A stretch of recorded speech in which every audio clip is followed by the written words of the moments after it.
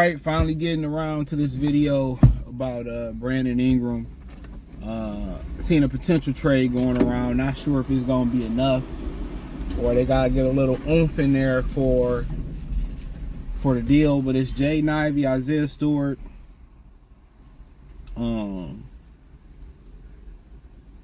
5th overall pick next draft, in the 2026 lottery protected for Brandon Ingram. Also, Brandon Ingram is in a contract year, so he be making just over $36 million next season. Let's talk about it. Thumbs up the video, share the video, subscribe to the channel. Next subscribe button is the bell icon button. Hit all notifications, increase your chance to get notifications. We go live, we drop video.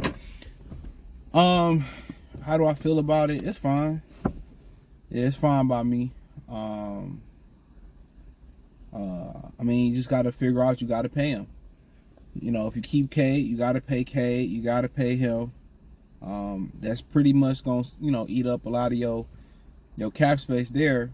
And like I've said in previous videos, that the guy that's really going to make this work is Jalen Duren.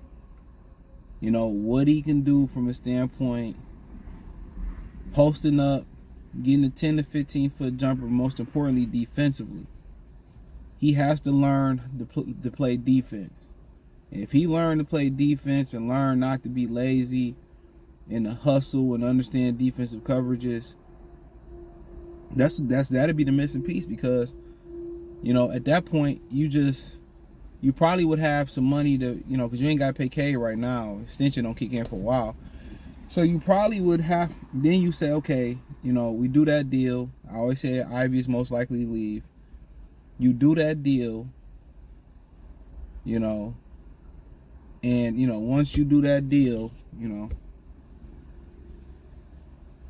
once you do that deal, then what else are you putting around them? That's the $1 million question. At the 4 spot, what are you doing? Do you try to get a Tobias Harris? Do you can Oubre hold up at the 4? Do you go out there, get a Miles Bridges to play the 4? After you make that deal, then what happened next? I don't have an issue with giving up none of that. Shit, for hell, if they weren't throwing the 2025 first round pick, I wouldn't care. So that's the thing about it. Where do you go at point guard? Where do you go at the 4? Most importantly, you don't have an answer at the 4. That's the problem. You got, the guard position, you could throw Thompson back there, you could throw Sasser back there. You know what I'm saying? But the $1 million question, where do you go at the 4? That's the problem. Where do you go at the 4? You go Bridges, you try to move, you try to trade for somebody.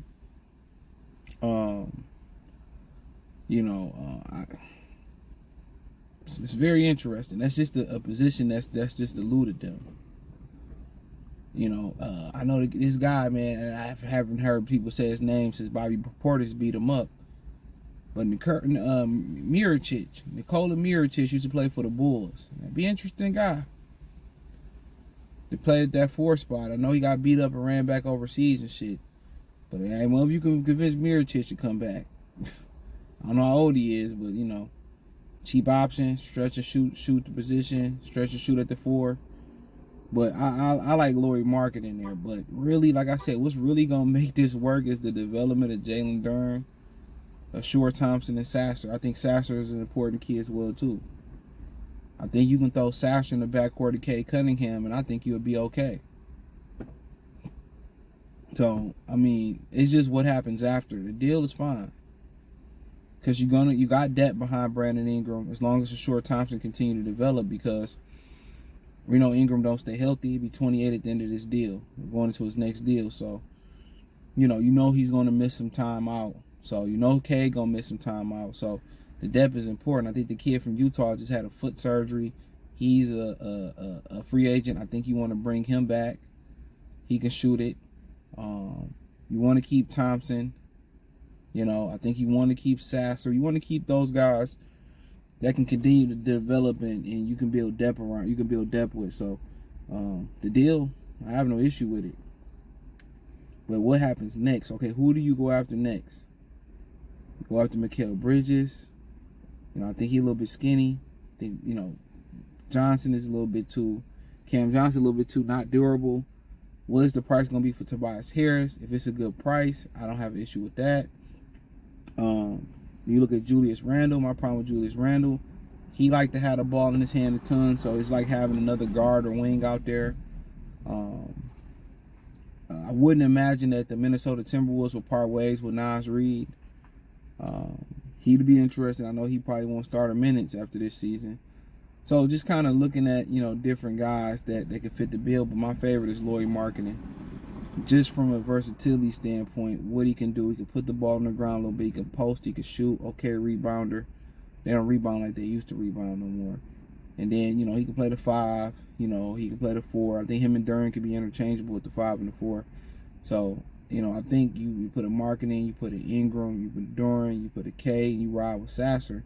I don't think that's a bad lineup. You hope Sasser and Cade Cunningham continue to grow, into, top talent. But the guys that's really gonna make that work are the guys they drafted. Cade, Duren, Sasser, Thompson. Their development is gonna determine where this team go. The Ingram trade, you're getting shooting, you're getting scoring, you're getting another ball handler. Him and Cade would be a nice 1-2 punch, but really defensively, those 3 guys that I named outside of Cade, that's where they're gonna make their head. They become better shooters, and Thompson for sure. But defensively, and overall potential, those are the guys that you're gonna be banking on. But yeah, I don't have no issue getting Brandon Ingram. It just ain't work. They fired Zion's trainer. Him and Zion just ain't been healthy when they have been healthy. It's hard not to kind of want to continue that on. They won a bunch of games. They look like the best team in the West. And they kind of look like what Oklahoma City is. You know what I'm saying? But the difference is, it just seemed like they had a 1-2-3 punch. When you talk about McCollum, Ingram, and Zion, and when they, Willie Green, shout out to Cooley High, had them playing very, very well together.